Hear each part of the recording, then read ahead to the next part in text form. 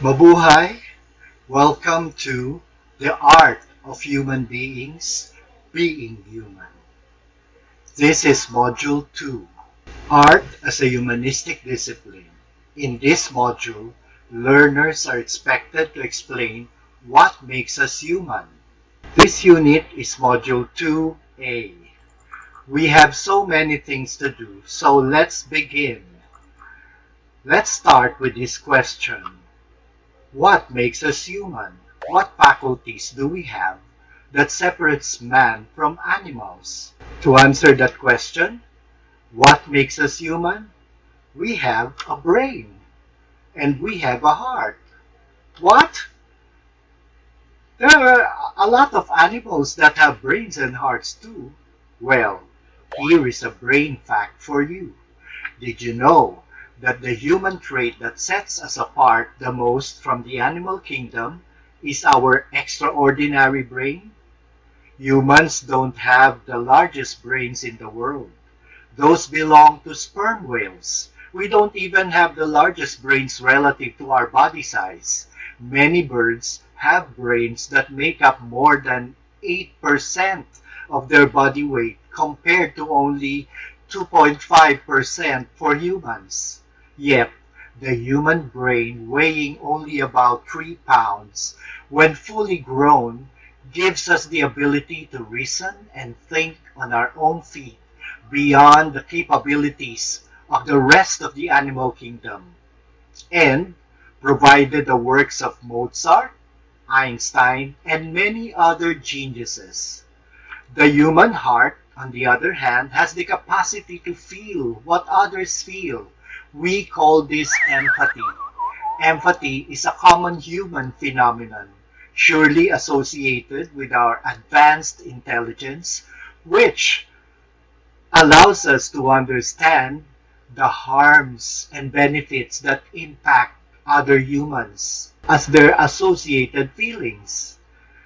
Emphatic humans may consequently choose to behave according to how their behavior will impact those for whom we feel empathy.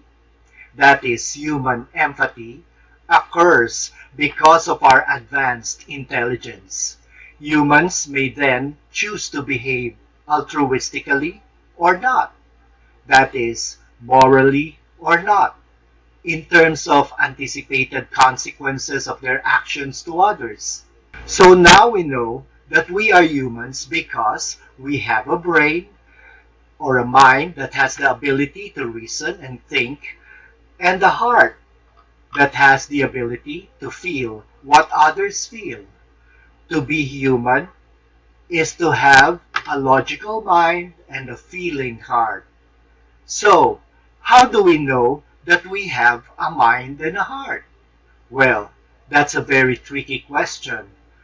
What we hear, see, taste, smell, and touch can provide our brains with information on how we feel. In the other direction, what we feel can be heavily influenced by what our senses are taking in. So, to answer the question, how do we know that we have a mind and a heart? It is because of our senses. The sense of sight, the sense of hearing, the sense of smell, the sense of touch, and the sense of taste. So, the next time you feel happy, know that something you're sensing may have an impact in that euphoria. Now, what triggers or what drives our five senses? It is our experiences. Whenever we experience something, for example, traveling to a new place, our senses are triggered and they send messages to our brain and our heart. This is how we learn.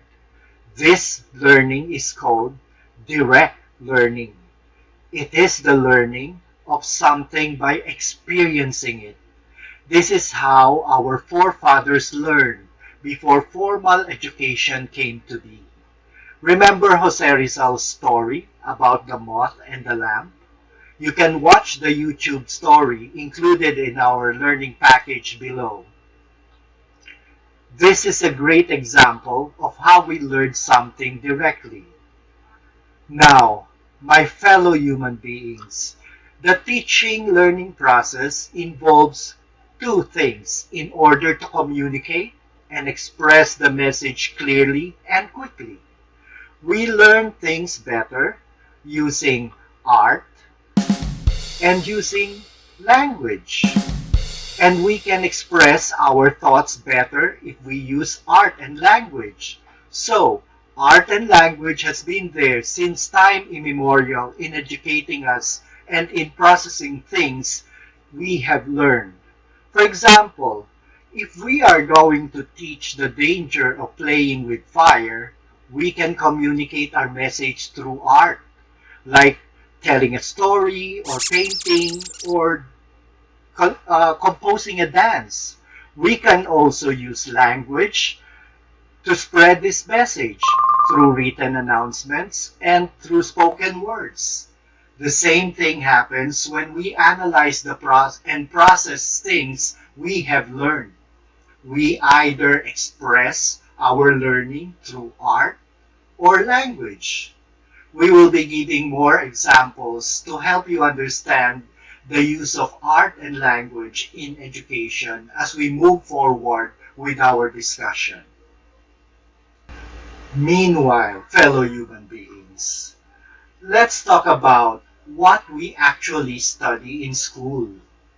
All the courses and subjects we study in school can be compressed into two main subjects, which is nature and culture.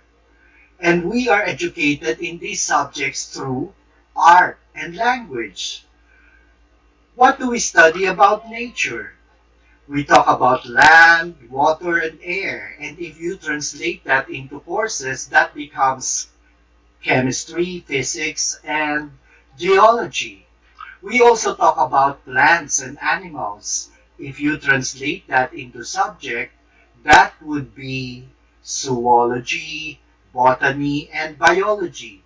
These science courses fall under one big category, which is the natural sciences.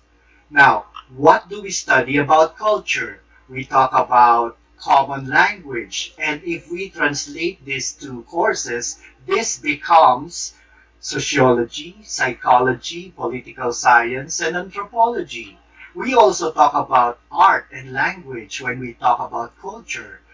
And when you translate that into language, actually this becomes humanities, linguistics, and history.